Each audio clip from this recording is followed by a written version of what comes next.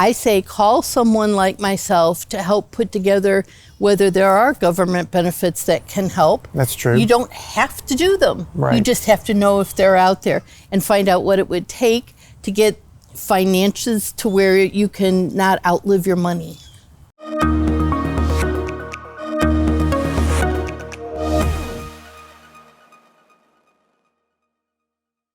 Hello, and welcome to another Ask the Expert podcast where we talk about all things related to senior living, including healthcare, finances, entertainment, and many other things. I'm Stephen Halstead, Sales Manager for Senior Life Publications.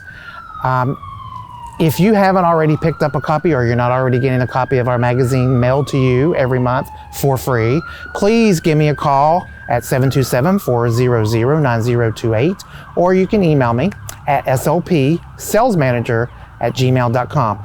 The magazine is completely free. You can pick it up around town at various places, senior centers, libraries, village inn restaurants, pharmacies, places like that. So just let us know. And before I introduce you to today's guest, I want to thank the Central Park Performing Arts Center for allowing us to come back. We've been here before. If you've watched, you've seen it, to their beautiful Parkview Terrace outside the center.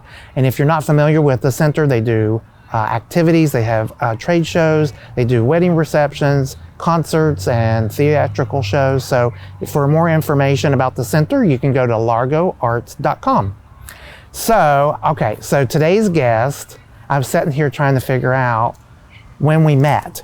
And with my COVID brain and just everything, I don't remember when or how or why or anything like that. But anyway, I met Maureen probably about 4 years ago, and maybe you can remember. So Maureen, welcome. Actually, it seems like you've been part of my life forever, Stephen. I don't remember exactly. Well, since our viewers don't know who you are, why don't you introduce yourself and tell us what you do? Thank you. I'm Maureen Rullison. I'm president of Caregiver Support and Resources. I am a board-certified patient advocate, a certified Medicaid planner, and a dementia care professional. That's a mouthful right there. It is. I said I wanted to get a lot of letters after my name, and I did it. That's good. That's good. You have reached your goal. I have. So, board-certified patient advocate. So let's back that up a little bit, because I think maybe several of our viewers don't even know what a patient advocate is.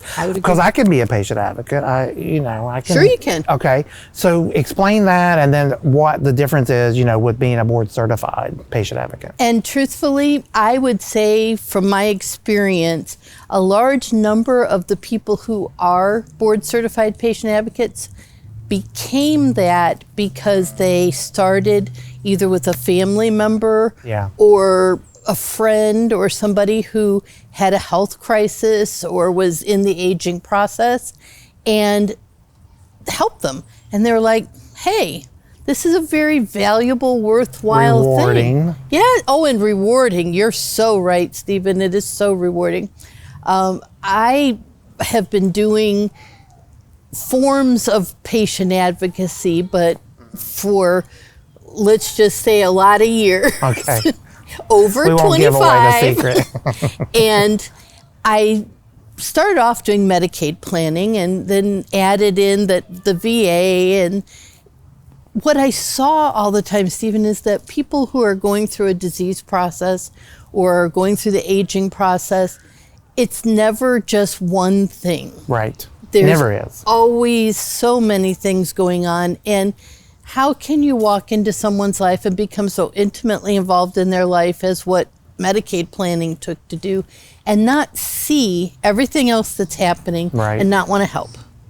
So I saw the board-certified patient advocacy as a way to, number one, show people that I cared and I wanted to make sure that I had the training and I had the support of other patient advocates that I could help them, maybe not me, but get them to the right person. Right, because it's a network. Yes. And it should be a network. And it absolutely should be, because as I often say, anybody who says they know everything's a liar.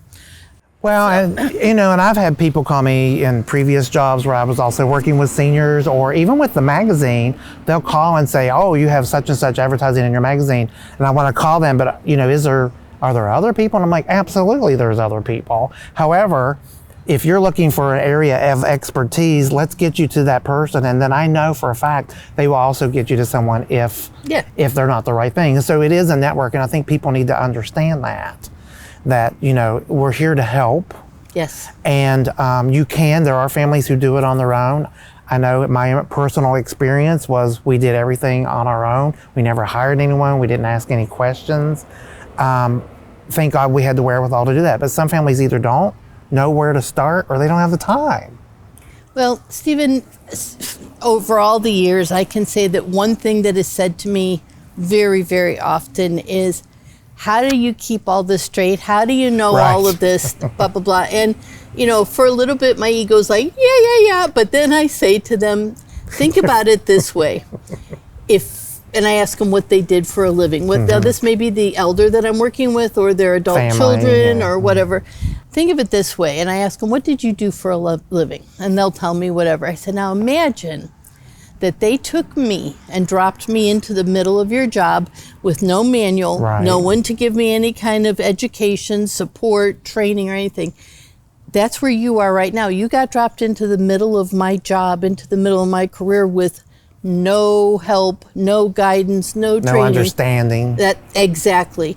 And so, you know, that's why I'm here, is to help guide and to educate. You know, I believe I have the heart of a teacher, and that when I can help my clients to become self-sufficient, I've done my job. Man, it's so fulfilling, isn't it? Oh, it is. So what area do you see, this is kind of a loaded question probably, but what area do you see where the people need the most help, or maybe not help, but, you know, guidance and influence in? It is a loaded question, and I'm going to try to succinctly answer it. It kind of depends on at what point in the journey I get involved. There you go. In the very beginning, what they need the most help with is knowing the terminology, knowing when a loved one is in rehab and they say they're being discharged, automatically they think they're being discharged from the community. Right. When in fact what they're probably being discharged from is Medicare. But you know, so they don't understand, they don't know the terminology. Some of them are frequent flyers, and you know, okay, I'm being discharged, I know I'm going the other side, right? As we progress through the aging process, it's really about them having a plan. Yes. And that's where I feel I shine in helping people, is to create that plan. I laugh, but it's true that people don't like to invite me to parties because they're like, oh, here she comes, pull out your power of attorney and your funeral arrangements. She's going to ask if you've got them. Right. But that's your advocacy. Well, but the more prepared you are, the better you are, have a plan, the less likely you're going to have a crisis. And when I can pull an entire team, whether it be a combination of family and friends, professionals, when I can pull these care partner teams together. That's right. And they're supported and they're prepared. That's right. That's absolutely It's so rewarding to see someone actually get to live a life worth living. And you make such a great point of that. So I knew it was a loaded question, but you made the point beautiful, which is you have to meet people where they are in that journey. And you don't know where they are till you get involved. And they may have already done half of the process or haven't even started. And that's a hard thing to do, but so rewarding when you're able to get in there and figure it out. And so, of course, you don't do it all yourself. You work with other people, that network of support that's around that families may or may not know. And, you know, someone may come to you because they're working with someone else in that network of support, and they say, okay, this is Maureen, this is what she does, I can help you. This is what I do, this is what someone else does. Because it is all, like I always said, it's a puzzle.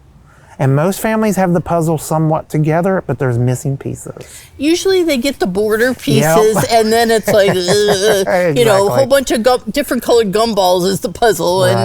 But, you know, what I find amazing is professionals now, don't stay in their lanes. That, to me, is almost as detrimental as not knowing to the clients. When, you know, it's hurtful. I want to make sure that this is what my area of expertise is. And if it's outside of that, where my expertise comes in is I know other people who can help.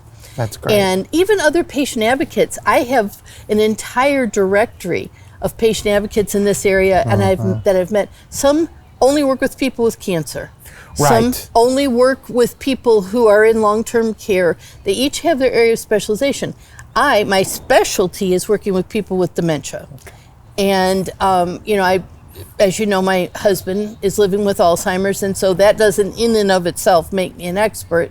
I've gotten a lot of education about it, but it does set me apart because the lived experience is something that I really don't think you can learn. That's true, and having had a parent, my father passed away in 2020, and he had a form of dementia, and there's just no way of understanding and knowing all of that, you know, when you go into that. And families try and they do their best, but, it's good to have support of some kind in some area to help make those decisions. The key word you just used, Stephen, is doing. At least people are doing instead of just saying, we don't know. Yeah. We don't know. We're overwhelmed. This person has dementia. What do they know? I one time recently was talking with someone about bringing into our dementia-friendly world spiritual. Right. There are no churches in Pinellas County that have a dementia-friendly service.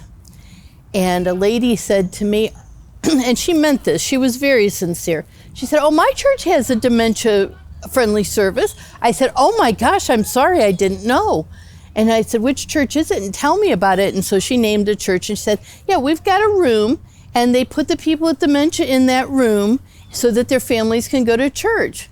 And I said, let me ask you something. If you're going to say you have a dementia-friendly service, let's change the words. What if you said, the lady had brown hair. I said, what if you read, we have a brown hair special service. And when you got there, the special service was taking everyone with brown hair and putting them in a room. Away from everybody else. Away from everybody else with absolutely nothing going on. I said, how much would you like that? And she said, well, there's no such thing as a brown hair service. And I said, apparently there's still no such thing as a dementia-friendly service in Pinellas County. And people just don't know. No, they don't. And they don't mean to not know, and they don't mean to not be aware, but they just don't, So, well, I appreciate everything you do for our community, and thank you. I appreciate you and what Senior Life Publications does as well. Thank you. We appreciate that. So give us one little tidbit here for the end. What's one area of advice that you would like everyone that's watching to know, something that'll, help motivate them to make that first or next step? So without a doubt, finances are going to be something that comes into the picture. I say call someone like myself to help put together whether there are government benefits that can help. That's true. You don't have to do them. Right. You just have to know if they're out there and find out what it would take to get finances to where you can not outlive your money. Good advice. Thank you so much for being here. It's so good to see you. Thank you for asking me. And thank you guys for watching again. It's always exciting to have new people on. And again, if you would like to reach out to me to get a copy of the magazine or find out where you can pick it up, you can give me a call at 727-400-9028. And if you haven't already, like and subscribe to our YouTube channel so you can catch all our videos as they come out. Every month we have usually 2 a month. We might do something different. You never know what we're going to do, right? That's right. That's exciting. Well, thank you, Maureen, for being here, and thank you to everybody watching, and we hope you guys have a wonderful day.